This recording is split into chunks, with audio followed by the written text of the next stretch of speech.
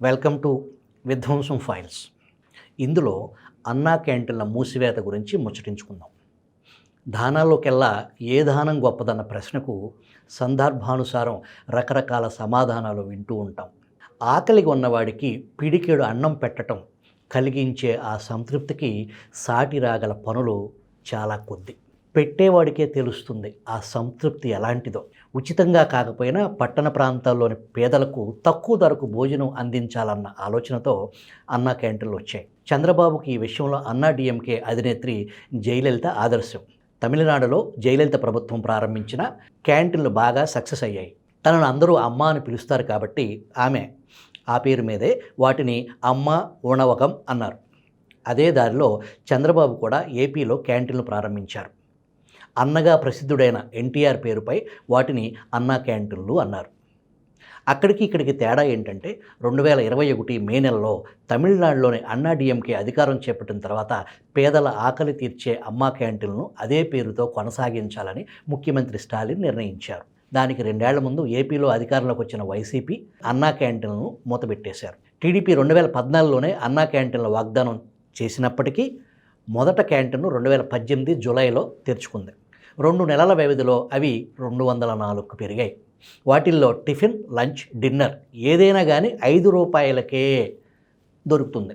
పురపాలక శాఖ ఆధ్వర్యంలో నడిచే ఈ అన్నా క్యాంటీన్లో ఆహారం తయారు చేసి అందించే కాంట్రాక్టును అక్షయ్ పాత్ర ఫౌండేషన్కి అప్పగించారు. టిఫిన్, లంచ్, డిన్నర్ ఈ మూడింటికి కలిపి వసూలయ్యేది 15 రూపాయలు కాగా ప్రభుత్వం ఆ మూడింటి మీద 58 రూపాయల సబ్సిడీ అక్షయ్ పాత్ర ఫౌండేషన్కి అందించేది. ఈ పథకాన్ని అక్షయ్ పాత్ర అద్భుతంగా నిర్వహించింది. ఎంతో రుచికరమైన చక్కటి భోజనాన్ని పరిశుభ్రమైన పరిసరాల్లో ప్రజలకు అందించింది. చాలా దిగువ మధ్యతరగతి ఇళ్లల్లో అంత మంచి భోజనం దొరకదంటే అతిశయోక్తి కాదు. 3 పూటల కూలీలు, పేదలు, యాచకులు ఇలా వివిధ వర్గాల జనం అన్నా క్యాంటీన్ల ముందు బారులు తీరేవారు. నోరూరించే పరిశుభ్రమైన భోజనం, అది కూడా పొగలు కక్కుతూ 5 రూపాయలకు దొరకటం అంటే ఎంత గొప్ప సంగతి. పథకం ప్రవేశపెట్టిన ఘనత చంద్రబాబు ప్రభుత్వానిదైన అక్షయ్ పాత్ర ఫౌండేషన్ నిష్టగా చిత్తశుద్ధితో అమలు చేయటం వల్లనే అది విజయవంతమైంది. జగన్ ప్రభుత్వం వచ్చే నాటికి రాష్ట్రం మొత్తం మీద అన్నా క్యాంటీన్లో పూటకు సుమారు 2 లక్షల భోజనాలు అమ్ముడయ్యాయి. అంటే 3 పూటలకు కలిపి 6 లక్షల భోజనాలు. జగన్ ప్రభుత్వం రాగానే అన్నా క్యాంటీన్లో అవినీతి ఉందన్న విమర్శ ఎక్కుపెట్టారు. అన్నా క్యాంటీన్ల కోసం నిర్మించిన భవనాలకు టీడీపీ రంగు అయిన పసుపు పెయింట్ వేయటం ఏంటని విమర్శ కూడా చేశారు. అవినీతి సంగతి తేల్చలేదు కానీ జగన్ అధికారంలోకి వచ్చిన 2 నెలలకు అన్నా క్యాంటీన్లు మాత్రం మూతపెట్టారు.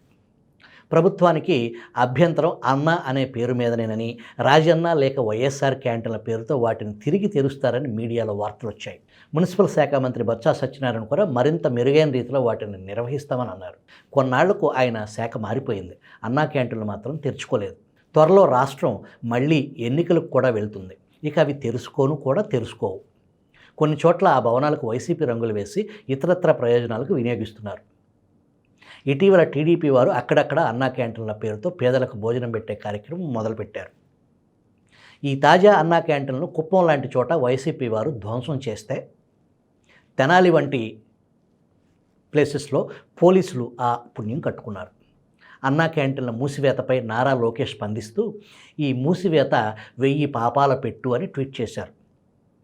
పాపపుణ్యాల మాటేమో కానీ అన్నార్తుల ఆకలి తీర్చే భోజనశాల మూసివేత తర్వాత పేరుతో మార్పుతో వాటిని తెరిచే ప్రయత్నం లేకపోవటం ఏం సూచిస్తున్నది? చంద్రబాబు మొదలుపెట్టిన పనులు ఏమైనా కానీ వాటిని కొనసాగించేదే లేదు. ఆఖరికి పేరు మార్పుతో కూడా అన్నా క్యాంటీన్ల నుంచి అమరావతి వరకు ఇదే ఫిలాసఫీ.